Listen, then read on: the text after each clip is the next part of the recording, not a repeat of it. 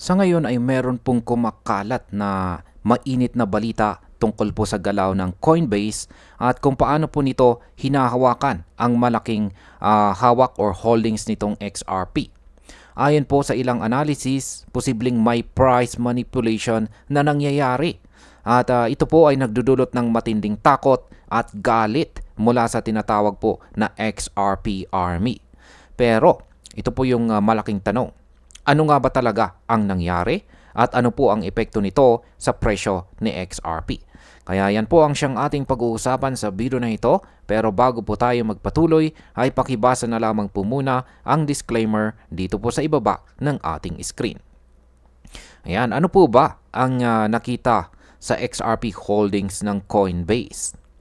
Ayon po sa datos mula po sa XRP scan, nakita po na bumaba ang hawak ni Coinbase mula sa 780 million XRP hanggang 199 million XRP sa loob lamang ng ilang linggo. Ibig pong sabihin ay halos 69% po ang nabawas.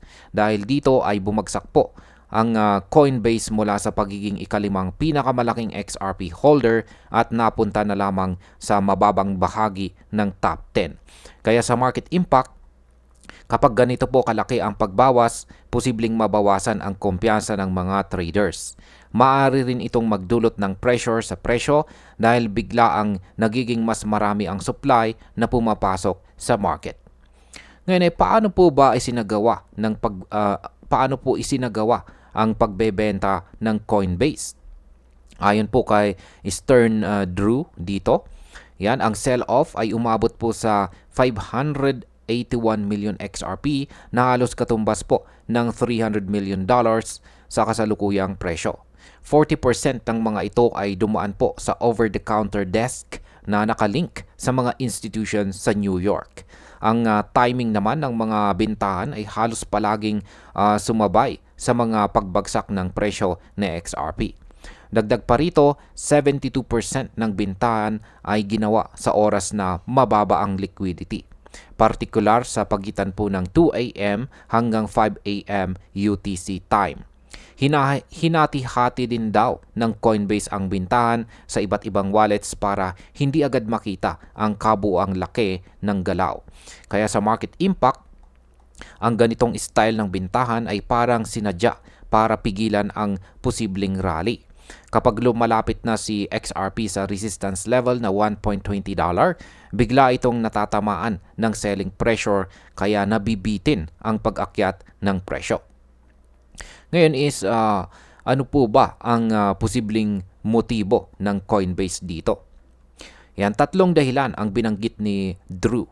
Una, maaaring dahil sa external pressure mula sa mga grupo na konektado sa tinatawag na ETH Gate dahil may ugnayan po ang Coinbase sa Consensus at saka Ethereum Foundation.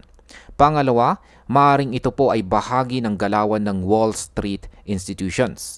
Posibleng pinapababa muna nila ang presyo para makapag-accumulate ng mas maraming XRP sa mas murang halaga bago magsimula ang panibagong rally.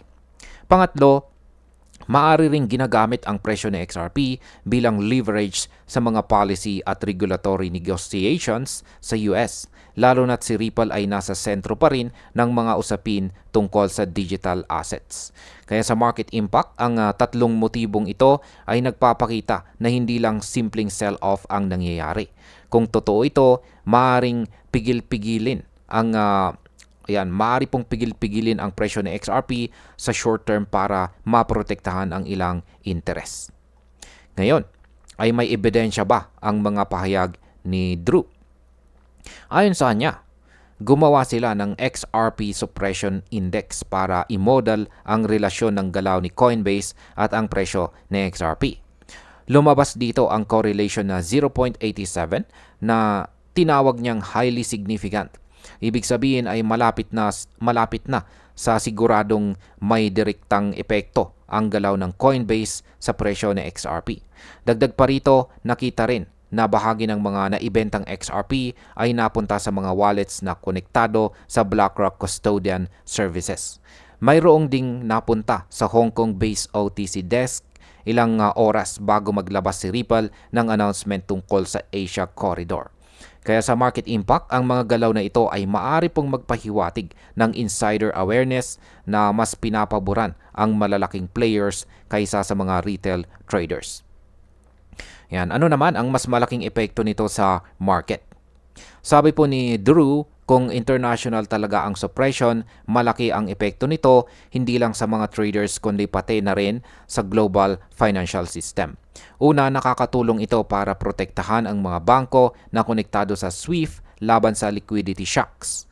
Pangalawa, posibleng pini-preserve nito ang market position ni Ethereum laban kay XRP. At ang pangatlo, maaring pinapabagal po nito ang tinatawag na multiplier effect ng XRP tuwing may malalaking balita. Kaya sa market impact, kung kapag patuloy po na nasuppress ang presyo, mabagal ang galaw pataas ni XRP. Ngunit kung matapos na po ang pressure na ito, maaaring sumabog po ang presyo ni XRP sa mas malakas na rally. At bilang panghuli, para po sa akin ay napakaseryoso ng mga aligasyon na ito laban kay Coinbase. Kung totoo, ibig sabihin ay may malalaking interes na gustong pigilan ang natural na paglago ng XRP. Gayunpaman, hindi po ito pang matagalan. Ang tunay na demand at paggamit ng XRP, lalo na po sa cross-border payments, ay hindi kayang pigilan habang buhay. Kapag humina po ang suppression, posibleng makita natin ang biglaang pag-akyat ng presyo. Kaya para po sa mga traders at investors, mahalagang mag-ingat po tayo. Pero huwag po tayong mawalan ng pag-asa dahil may malakas pa ring potensyal sa XRP sa hinaharap. At ayan, hanggang dito na lamang po tayo sa video na ito mga ka-crypto. Marami pong salamat sa panonood. Ingat po tayo lagi at God bless po sa ating lahat.